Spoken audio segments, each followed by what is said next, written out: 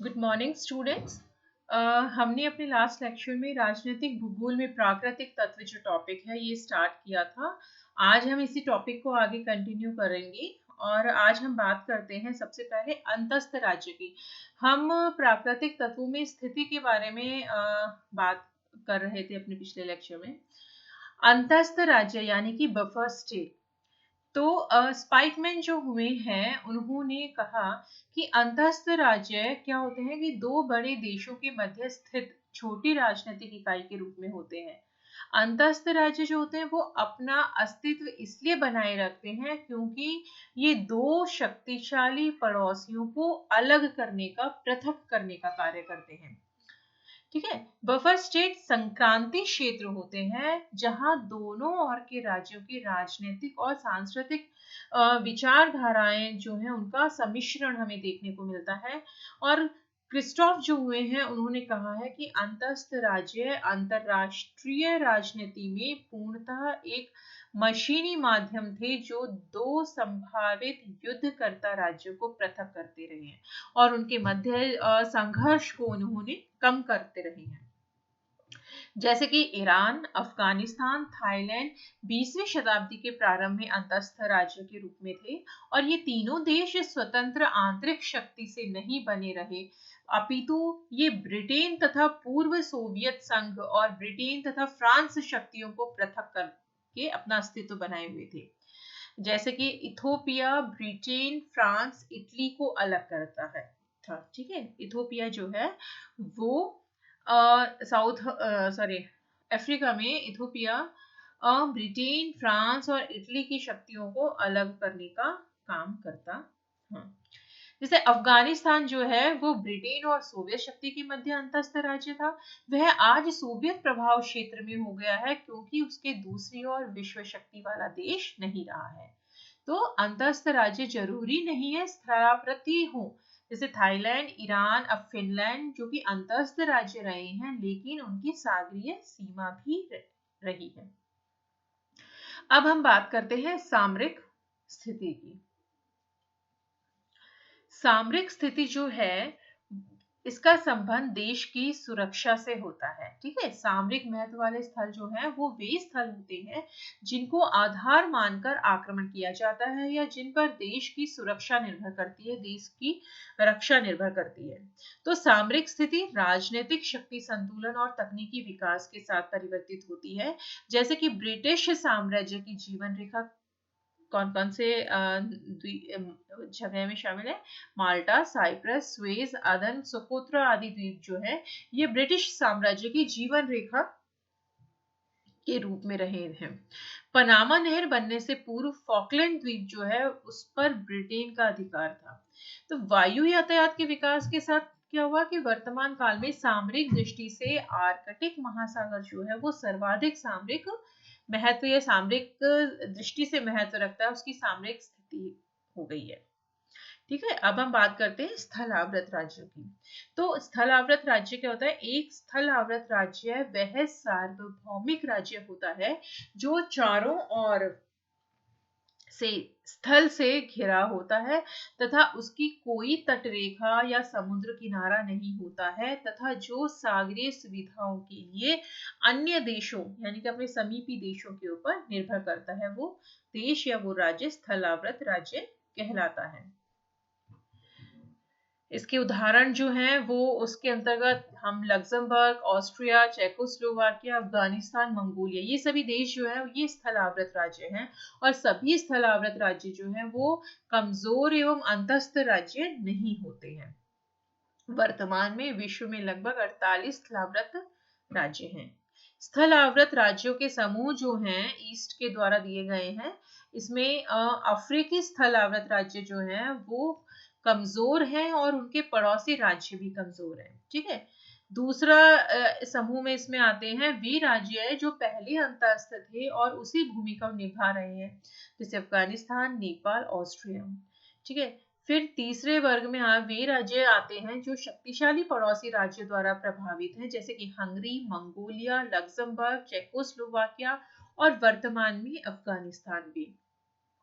चौथे वर्ग में वे राज्य हैं जो शक्तिशाली राज्यों के मध्य स्थित हैं, किंतु अंतस्थ राज्यों का कार्य नगण्य कर रहे हैं। इसमें स्विट्जरलैंड, बोलीविया, पैराग्वे शामिल हैं। 5वें वर्ग में यूरोपीय सूक्ष्म राज्य शामिल हैं जो मध्ययुगीन अवशेष के रूप में है। अब अगर हम स्थलावृत देशों के प्रकार और समूह की बात करें तो प्रकार में पहले इसमें है, पहला प्रकार है इसका, एक देश से घिरे हुए स्थलावृत देश, जिसमें शामिल है लेसोथो जो कि दक्षिण अफ्रीका से घिरा हुआ है, सैन मैरिनो इटली से, वेटिकन सिटी इटली से घिरा हुआ है। दूसरा इसके प्रकार में आता है जो दो देशों से घिरे स्थलावृत देश, जिसमें शामिल है एंडोरा जो कि फ्रांस और स्पेन से घिरा हुआ है, भूटान जो कि भारत और चीन से घिरा हुआ है, नेपाल जो भारत और चीन के बीच है, मोल्दोवा जो कि यूक्रेन और रोमानिया के बीच है, मंगोलिया जो कि रूस और चीन से घिरा हुआ है, और स्वाजीलैंड जो कि दक्षिण अफ्रीका और मोजाम्बिक के बीच में है।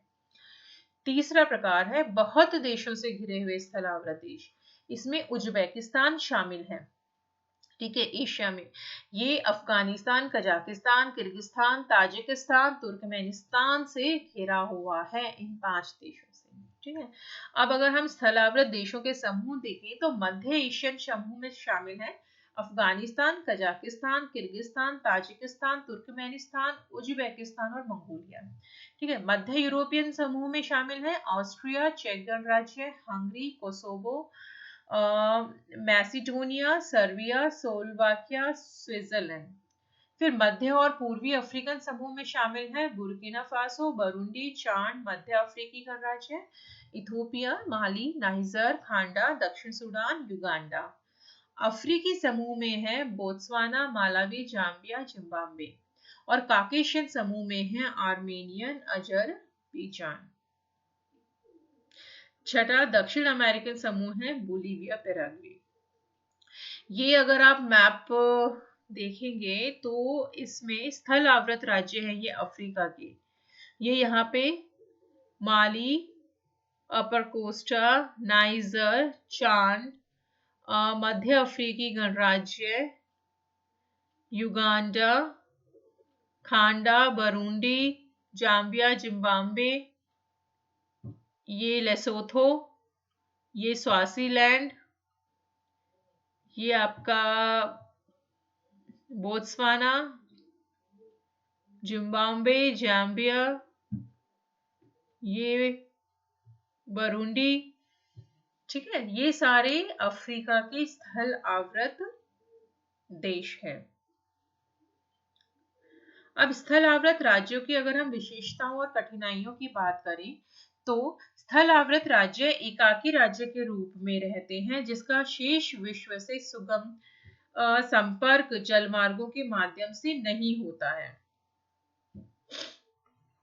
आंतरिक क्षेत्र में स्थित स्थल आवृत राज्य हैं विश्व में खिड़की नहीं रखते हैं, ठीक है, जो सामान्यतः समुद्री बंदरगाह होते हैं। समुद्री बंदरगाह जो है वो विश्व में खिड़की के समान होते हैं, और स्थल आवृत राज्य जो है वो उनके पास विश्व में देखने के लिए ये खिड़कियां यानी कि समुद्री बंदरगाह नहीं है।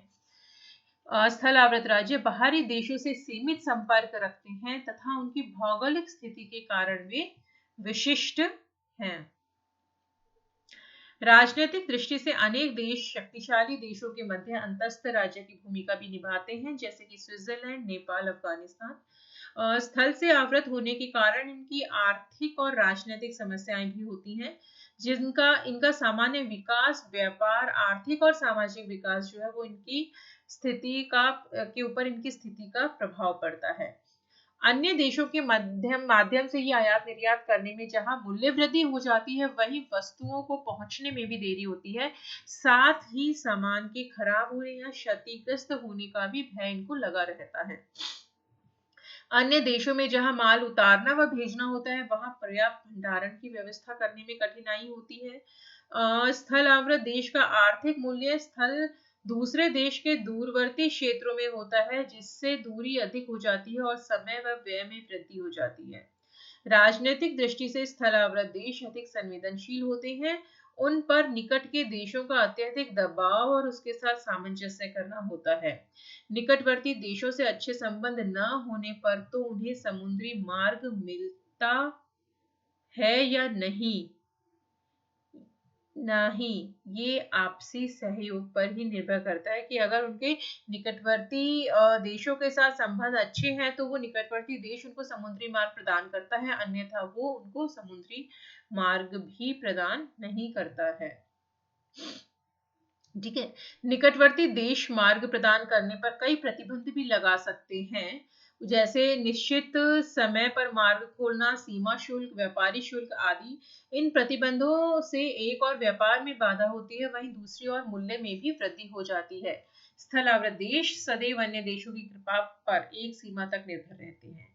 तो सारांश रूप में हम कह सकते हैं कि इनकी स्थिति जो है वो राज्यों के विकास और राजनीतिक गतिविधियों को न केवल नियंत्रित करती है अपितु निर्धारित भी करती है, और एक राज्य की सुरक्षा और सामरिकता, जलवायु, परिवहन, विदेश संबंध पर स्थिति का निश्चित प्रभावकारी प्रभाव पड़ता है। स्थिति एक सतत प्रभावशाली तत्व है जो कि राजनीतिक गतिविधियों को प्रत्यक्ष और अप्रत्यक्ष रूप से संचालित करती है, और विश्व सामरिकता संबंधी विद्वानों जैसे कि मैकेंडर, स्पाइकमैन, मैनिंग, हॉशॉन, सेवर्स्काई आदि ने स्थिति के महत्व को ही स्पष्ट करते हुए अपने विचार दिए हैं। इस प्रकार राज्य के प्राकृतिक तत्वों के अंतर्गत स्थिति जो है उसके बारे में हमने बात करी अपने इन 2 लेक्चर्स में। आगे हम नेक्स्ट प्राकृतिक तत्व के बारे में बात करेंगे। तब तक stay safe, stay happy, thank you.